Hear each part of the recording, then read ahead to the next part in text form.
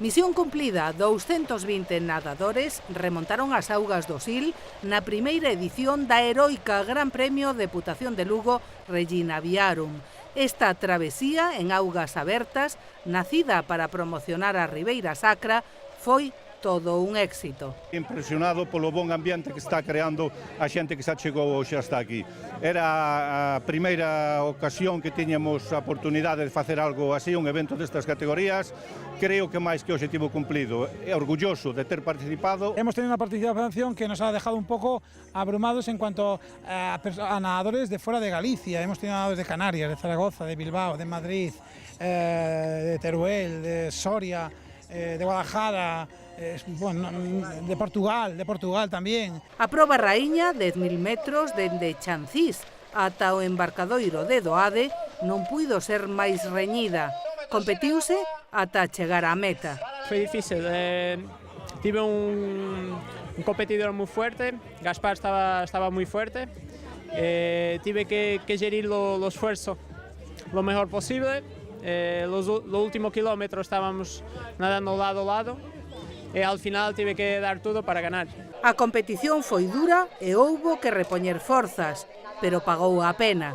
Genial, yo me lo pasé bastante bien, yo pensaba que iba a ser muchísimo más dura, la verdad, porque me decían, hay que subir el río, no sé qué, yo, ay, ya estaba yo, bueno, pero que no, que bastante bien, además había unas vistas impresionantes, el agua está buenísima, y no hubo ningún golpe ni nada por el estilo, que en muchas carreras es lo que pasa. E como viron estes campións a Ribeira Sacra?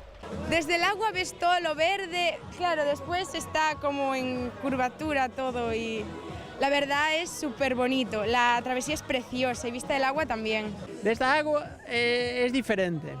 A mí me gusta mirar la paisaje de fuera de agua, porque dentro de agua, cuando respiras para el lado, ves rocas.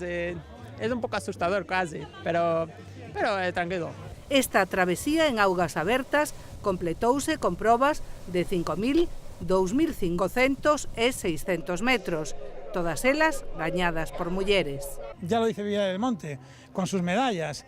Realmente la natación femenina es un referente en el mundo de la natación, los resultados están aí. As campioas foron Águeda Cons, de Pontevedra, nos 5.000, Soraya Ribeiro, de Portugal, nos 2.500 e Sara Ibáñez, de Ponteareas, que gañou nos 600 metros.